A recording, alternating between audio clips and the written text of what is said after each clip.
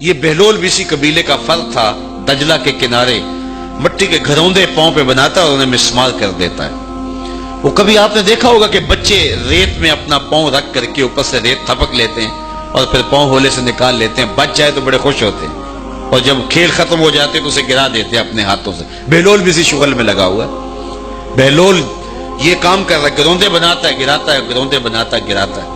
بادشاہ گزرا، پوچھا بہلول کیا کر رہے ہو؟ ہنس کے کہا جنت کے مکان بنا رہا ہوں۔ کہا بیچتے ہو؟ ہاں بیچتا ہوں۔ کتنے کا؟ 10 روپے کا، سیل لگائی ہوئی ہے۔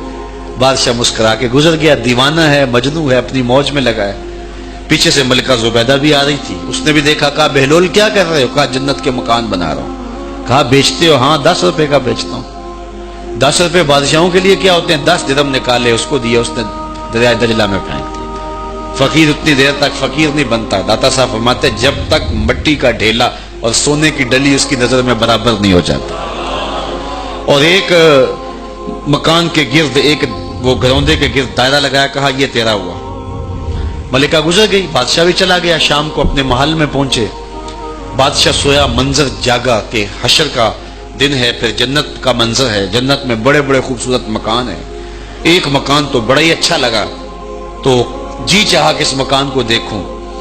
تو جب قریب گیا تو دروازے پہ لکھا تھا ملکہ زبیدہ۔ شوق سے آگے بڑھا تو دربان نے روک دیا، کہا یہ ملکہ کا ہے؟ کہا وہ میری ہی ملکہ ہے۔ کہا دنیا کے ضابطے اور ہیں، آخرت کے ضابطے اور ہیں۔ بادشاہ کی آنکھ کھل گئی، بے چین ہو گیا، ملکہ کو بیدار کیا، کہا تو کون سا نیک عمل کیا ہے؟ میں نے جنت میں تیرا یوں مال دیکھا ہے۔ ملکہ کہنے لگی وہی معمول کی نمازیں، وہی سب کچھ، کوئی نیا کام تو میں نے کیا نہیں۔ ہاں یاد آیا، کل گزر رہی تھی، دجلہ کا کنارہ تھا، وہ جسے لوگ مجذوب کہتے ہیں، وہ جو دیوانہ کہلاتا ہے، وہ بہلول، وہ جنت کے محل کہتا تھا، وہ بنا رہا تھا۔ میں نے کہا چلو کوئی بات نہیں، فقیر ہے، 10 روپے کیا ہوتے ہیں؟ تو میں نے 10 روپے کا ایک محل خریدا تھا۔ بادشاہ سر پکڑ کے بیٹھ گیا، وہ تو مجھے بھی کہتا تھا۔ میں دیوانے کی بات سمجھ کے گزر گیا۔ اگلے دن بادشاہ قصدن گزرا۔ جب قصدن گزرا نا تو دل دھڑک رہا تھا کہ کہیں مجذوب پھر آج مل جائے اور اسی موج میں ہو تو کام بن جائے۔ دیکھا تو بہلول وہاں بیٹھا ہوا ہے، آگے بڑھ کے دیکھا تو کام بھی وہی۔ بادشاہ پھر رک گیا، پوچھا بہلول کیا کر رہے ہو؟ اب دل دھڑک رہا تھا کہ مجذوب ہے، کوئی اور بات کہہ دے تو چلو اچھا ہو کہ وہی جواب دے دے۔ اس نے وہی جواب دیا، جنت کے محل بنا رہا ہوں۔ بادشاہ کا کچھ دل ٹھہرا، پھر کہا اچھا بیچتے بھی ہو؟ ہاں ہاں بیچنے کے لیے بنا رہا ہوں۔ بادشاہ ادھر جیب میں ہاتھ ڈال رہا ہے اور ادھر پوچھ رہا ہے کتنے کا؟ کہا آدھی حکومت لگے گی۔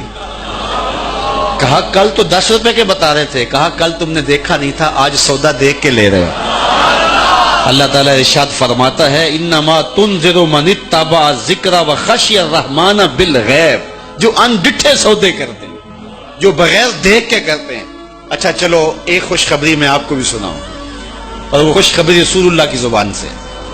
حضور نے فرمایا طوبی لمن رآنی وآمن بی وطوبی 7 مرات من لم یرانی وآمن بی۔ فرمایا صحابہ تمہیں مبارک ہو ایمان کی کہ تم نے مجھے دیکھا اور میرے اوپر ایمان لائے، اور کہا انہیں 7 مبارکیں ہوں جنہوں نے مجھے دیکھا بھی نہیں ہوگا اور پھر بھی ایمان لائیں گے۔ انما تنذر من اتبع الذکر وخشی الرحمن بالغیب فبشرہ بمغفرۃ واجر کریم۔ ان کو بشارت دے دیجئے بڑی عزت والے اجر کی اور خوشخبری بھی۔ تو جس اجر کو میرا رب بھی کریم کہہ رہا ہے وہ اجر کیسا ہوگا؟ تو یہاں تو لہجہ دم توڑتا ہے اور الفاظ ساتھ نہیں دیتے کہ اجر کریم کی کیا تعریف کریں جس اجر کو میرے رب نے بھی کریم کی صفت سے موصوف کر دیا ہے۔